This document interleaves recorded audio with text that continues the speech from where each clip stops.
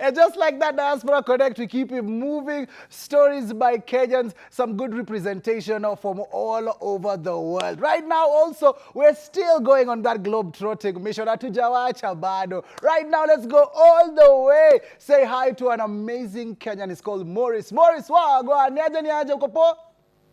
Niko poa sana. Nice to see you. How has your day been, or how is your day coming along? My day is good. Imeanza fiti.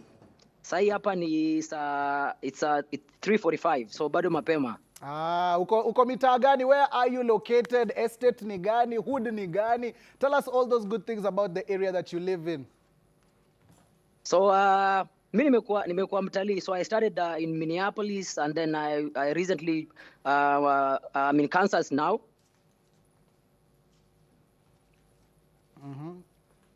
So currently I'm in Kansas. So I've been here for the last like a month. Sorry, let me just I've been here for like a month. So that's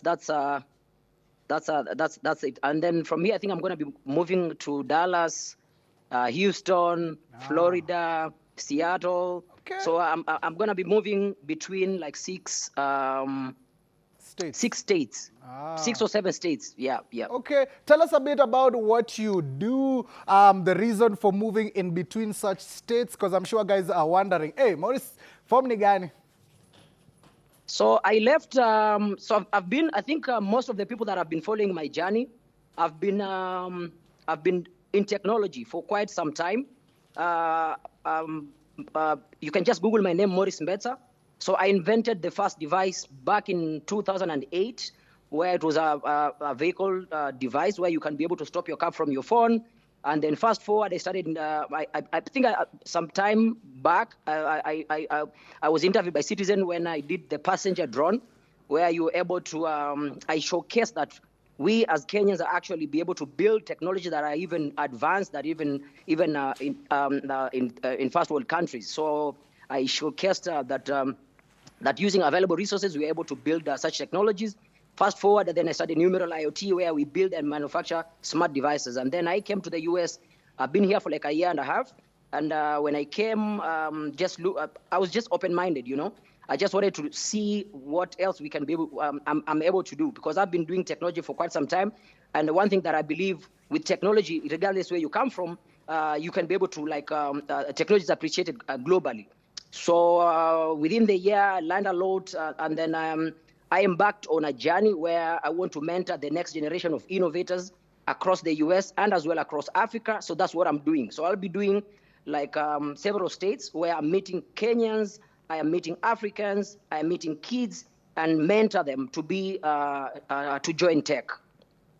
Oh, that's amazing. Congratulations to you, and thank you for being that tech guru we can rely on, because I remember as a kid watching that amazing story about, the car with your phone, and then the passenger drone. So I love the fact that there's that progression. Aya, talk to me about bringing those skills back home, bringing that technology back home, and have you tried it? Is it successful, or is it a journey that you are currently embarking on?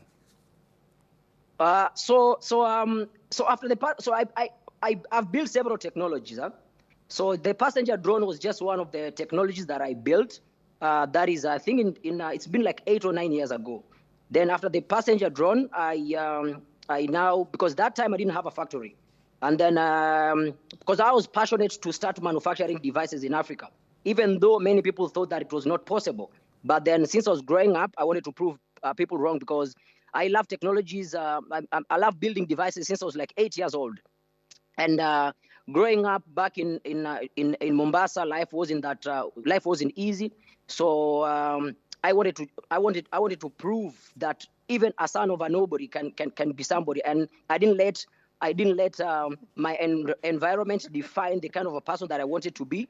And in my family, we never had any engineer. We never had anybody that was doing like the same things that I was doing. So I moved from Mombasa, went to Nairobi, did my first innovation. I got good stations like Citizen that featured my innovation. Slowly grown from there.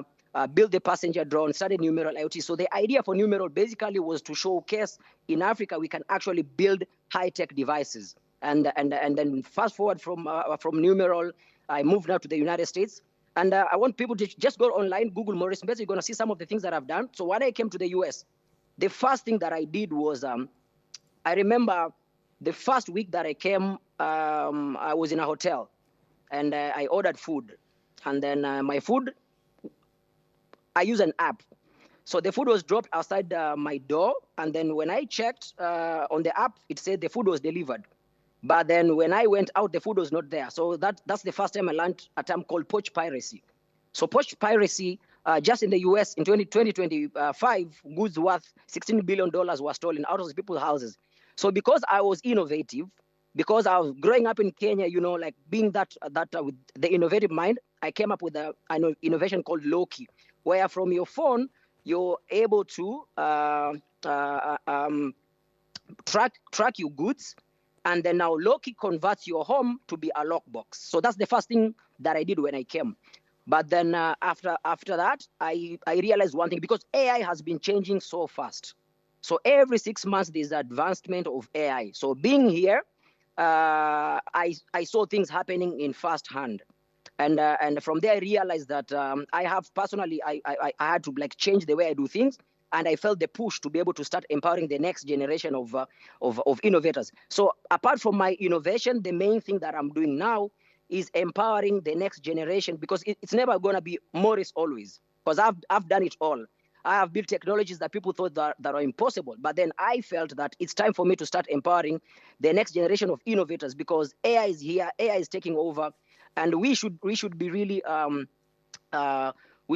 really empowering the next generation to be ready for AI. So that's the main thing that I'm currently doing in the US, and as well I want to do it back home. Okay, thank you very much, and we do really appreciate you. Thank you, of course, for also taking the time out, for being here with us, explaining to us all these amazing things. Can't wait for you to come back home. And when you do come back home, please do pass by our studios so that we can continue on pushing your message out there further. So we do really appreciate you. And how could guys reach out to you? How can guys, if guys want to talk to you, if guys want to, connect with you, how can they do that? And also, as you are wrapping it up, we do something called salams. I'd like you to greet a few people, your family members who you left back home here, and a few friends in the United States. Okay, so first, I'd want to really appreciate the people who believed in me when I started. Professor Shokat Abderazak is one of the key people that really believed in me.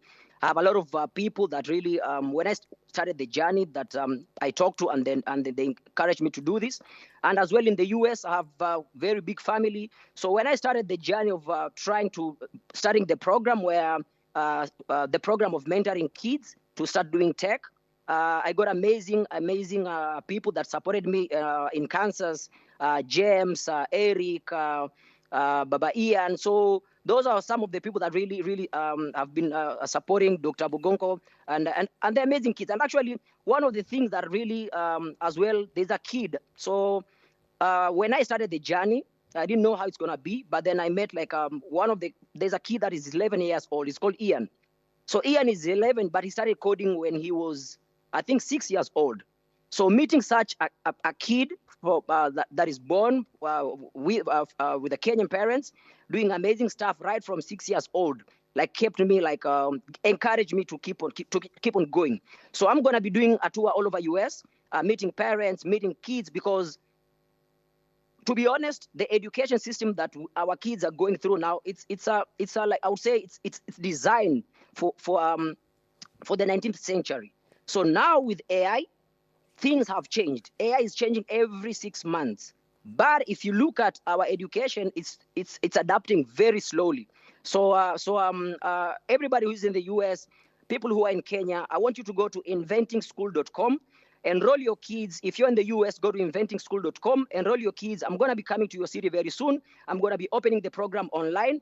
And we're going to be doing amazing things, because what I believe, we have to equip these kids to face the next generation, to be able to solve these generations' problems. And one of the things that I want to say before we wrap up, remember there's a company called Kodak.